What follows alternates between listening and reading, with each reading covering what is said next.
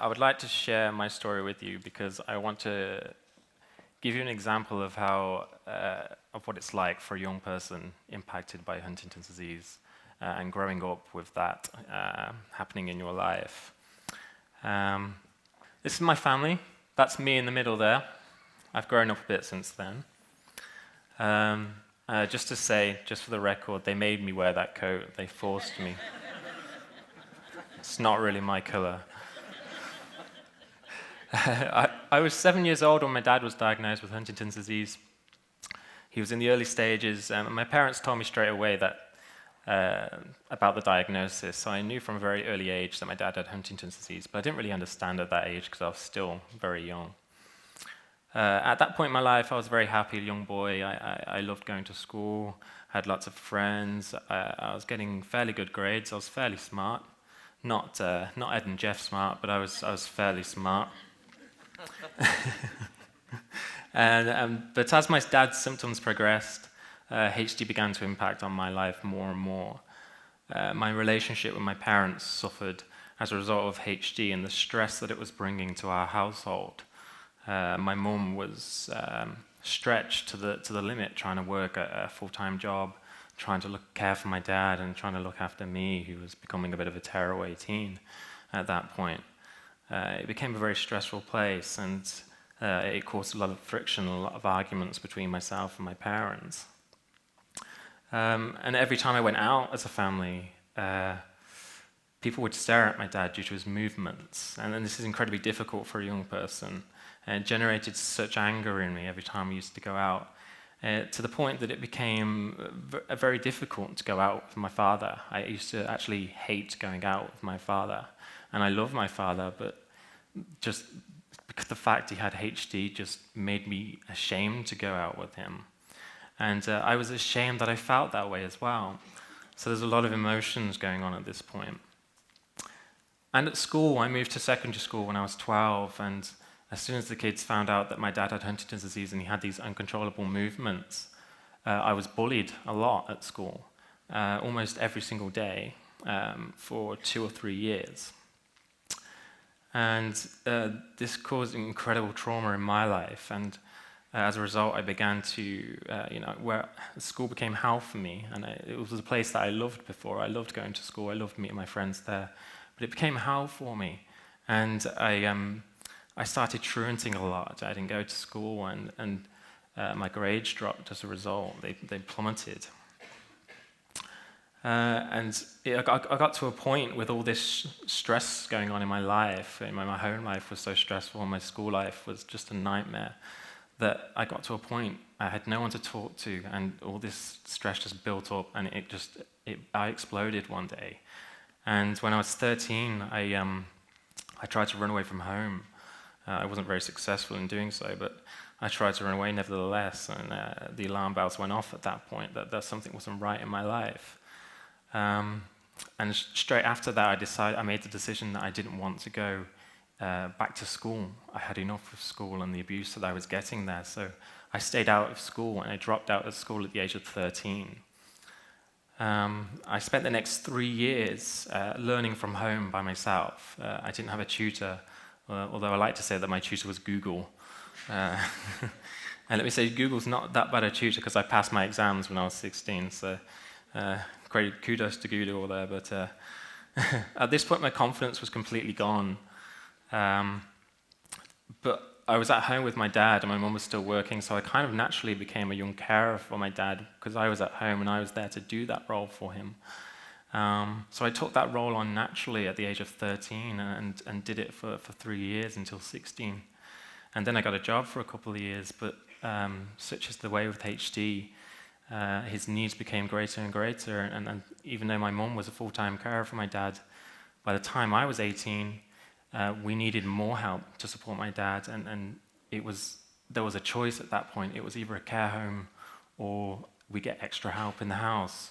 And I knew that the only logical step to get extra help in the house is that I do more and that I help out more.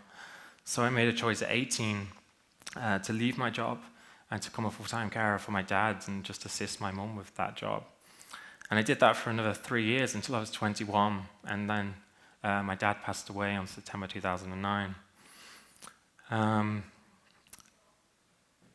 I share this story with you because I want you to see how HD can impact on a young person. I mean, I didn't have HD at this point, but the impact on me was so huge. And I feel that as a community, we have some forgotten members in our community, and that young people lack the support they need to cope with HD in their lives. And I feel that it's a real massive gap in our community. The difference between me and my parents was that during their journey, they had access to many areas of support. They had neurologists, psychologists, counselors, regional care advisors, support groups, carers, so on. They had all these options, and they were lucky in that sense to have all those options, and I'm very thankful that they had those options and they were able to use those to support my father. But I'm jealous of those options because as a young person, I had nobody to talk to, and I had nowhere to turn. And that's incredibly difficult for a young person to cope with. And it just seems a bit wrong to me in our community that the adults seem to have so much access to support and that the young people don't. It's kind of like, do we expect young people to cope with what's happening when adults get so much support and young people have to deal with it by themselves? We're leaving young people to deal with this illness by themselves, and it's so difficult for a young person, and it's a problem in our community. We're failing young people in that respect. We really are.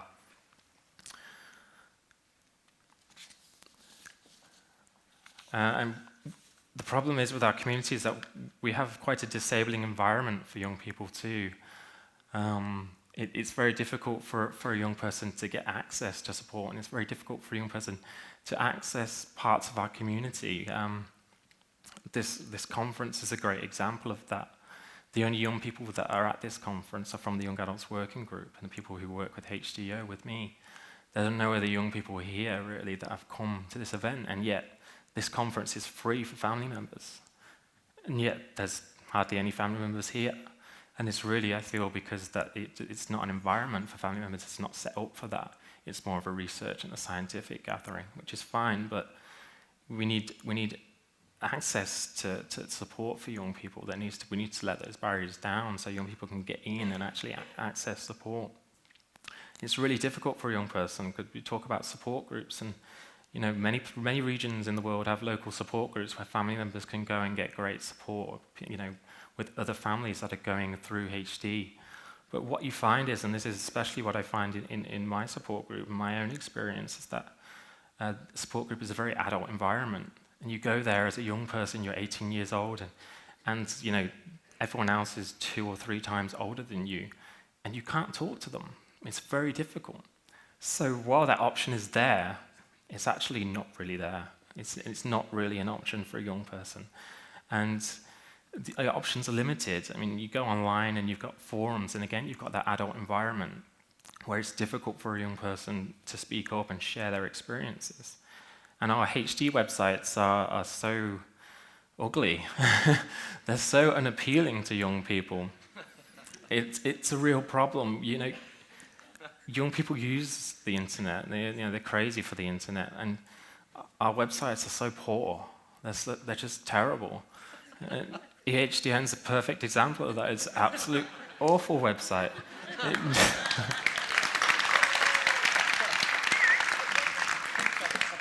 Sorry about that. But it's true. And it's a problem for young people, because if you go onto these websites and you're looking for support and you're looking for options, if it's not appealing, you're going to click the X and just go away. And support services which have a family focus, we have a problem there as well, is that a lot of these services that claim to be family services aren't really family services. They support the adults in the family, not the young person in the family. So they can't really be called a family service. It's a lie to call it that. We're massaging the truth on that one. It's not the truth at all. I think it's a sad situation that we find ourselves in at the moment in our community, that we have this massive difference in support for young people when compared to adults. And young people have rights. Young people have the right to be heard, the right to be respected, the right to have their opinion listened to, and the right to be treated the same as adults.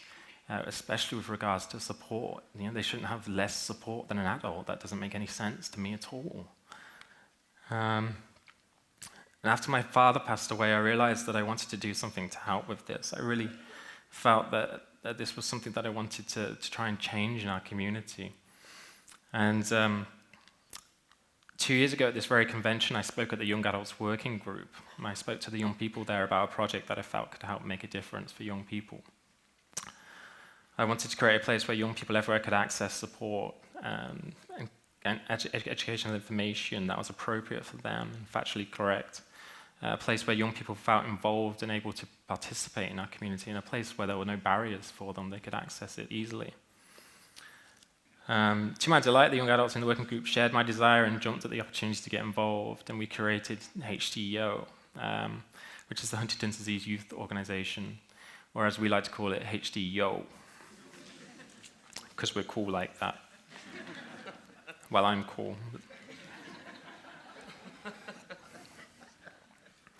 HDYO has 3 aims, but ultimately one goal. Our goal is to improve support for young people impacted by HD around the world. And we aim to do this by providing support, education, and motivation.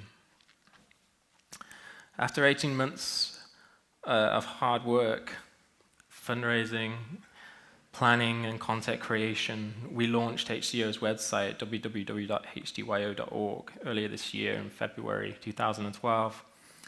We worked hard to make it as appealing and supportive and educational as possible for young people impacted by HD. The website consists of 6 main areas. You've got the kids, teens, young adults, parents, JHD, and we have a section for professionals as well. And each area contains its own content, its own educational materials that we curated specifically for young people. And we had a problem with educational materials in the community. I remember when I was a teenager, and I felt a desire to try and learn more about Huntington's disease. And I went online and I found a fact sheet for teenagers about HD, and I thought, fantastic, this is for me, okay, brilliant. And I opened it up, and it was just 10 pages of black text, which was just utterly boring, and I didn't understand a word that it said. And I immediately clicked the X button and walked away. So even though I was trying to access information, I wasn't able to because the information wasn't appropriate for me. And that's a real problem in our community, and it's been a problem since time began. But that's something that we really wanted to change with HDYO. We wanted to create information specifically for young people, and that's exactly what we've done. And while we use text to explain topics, we do so in an understandable way and a way that supports the young person to learn. We have educational videos on our topics here. We have young person's quotes, and we have illustrations, all to just bring a bit of color and life to what the young person's learning about. And each topic is written in a way that from a young person's perspective. So, for example, in the being at risk section, we don't just explain the science behind being at risk. We look at particular concerns that young people have with regards to being at risk, and we focus on them, and we provide some supportive information about that. And we have a wonderful feedback team to ensure that our information is factually correct. Young people wrote this information, but we have a feedback team of professionals and family members who just to check that everything's correct and as it should be and is in appropriate language. But HDYO is more than just a website. With educational materials, HDYO offers young people the opportunity to connect with other young people, which is something unprecedented in our community. We have a forum for young people which is an extremely supportive and understanding environment where young people can share experiences and not feel so isolated in their world. The young people using the forum have been utterly brilliant with regards to respecting and understanding each other's opinions and thoughts. It's without a doubt the most supportive forum I've had the pleasure of being in. But crucially, HDYO is giving young people a voice. So long young people have gone unheard in our community. We don't see them anywhere. And now they have a place where they are truly listened to. And we offer support to young people who contact us. Currently, this support is all online, but we have plans to expand in the future. And HDYO is working.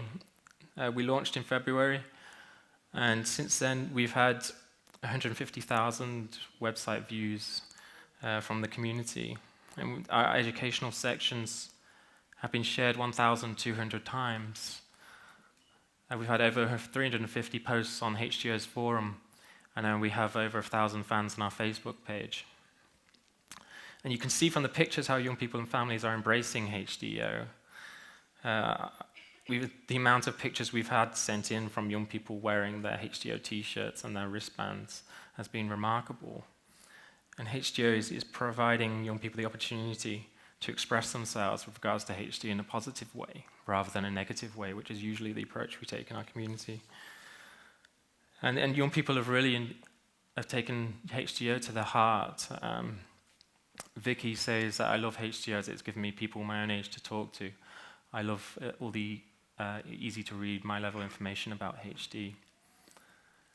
Renate says that my grandmother had HD, died from HD 8 years ago. The website has helped me with putting words on what it's like knowing somebody with HD, and you get to know others in the same situation. And Elizabeth says HDYO is exceptional. The colours give me the impression I'm involved in something that will change from dark to light, which is really something that we try to do at HDYO. We try to make sure that everything we provide is done in a positive way, because HD doesn't have to be viewed negatively. It can be viewed positively. It just depends how you set it up.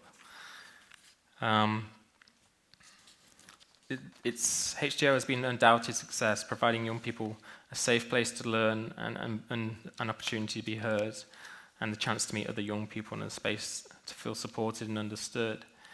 But HDYO has not just been well received by young people and families, it's also been well received by HDYAs and the HD community in general.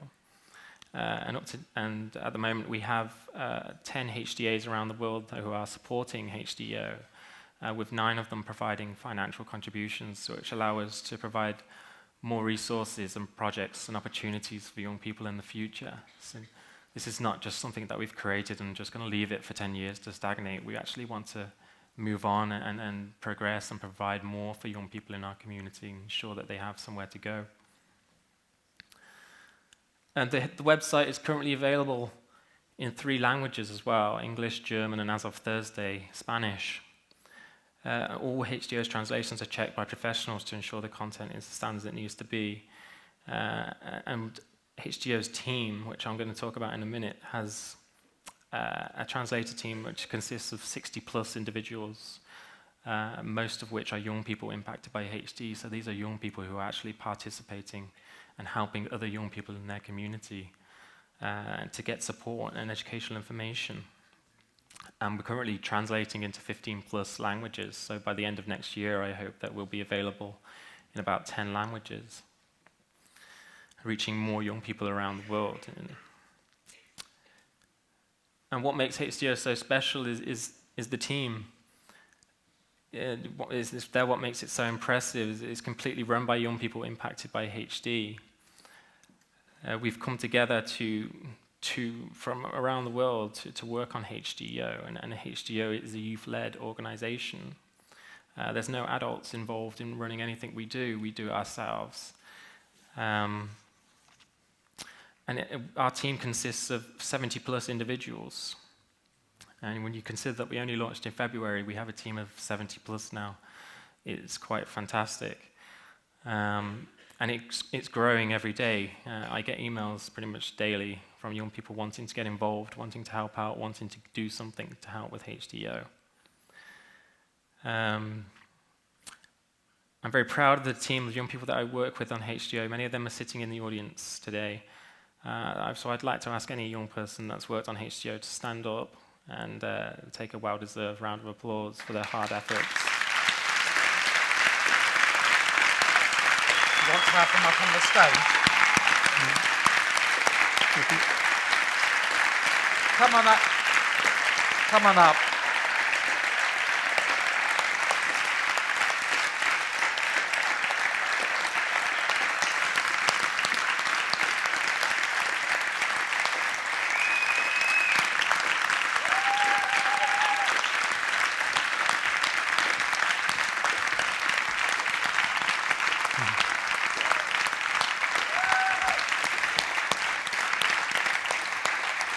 No shit.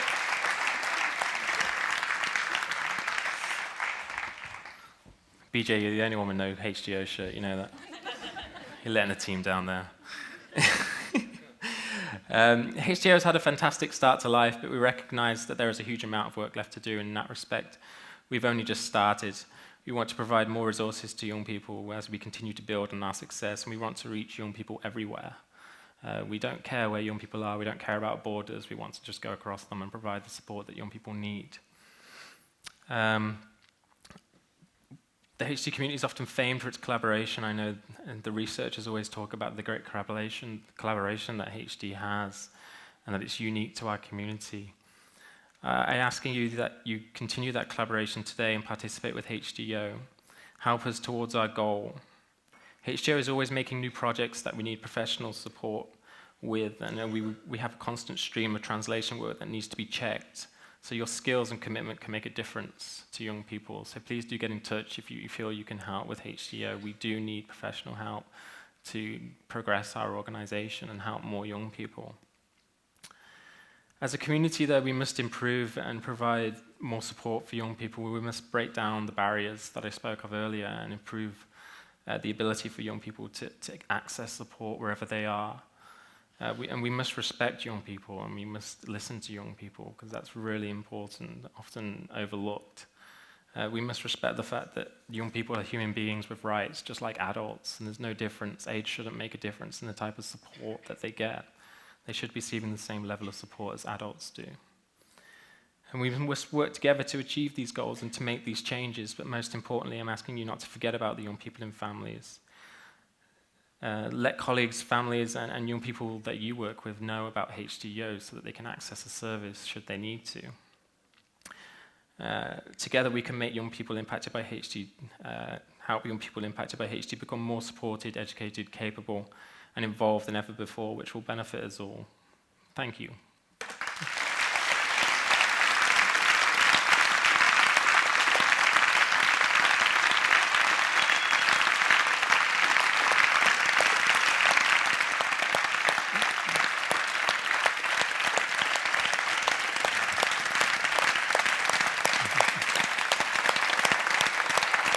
You guys on top. I don't want to be at the front.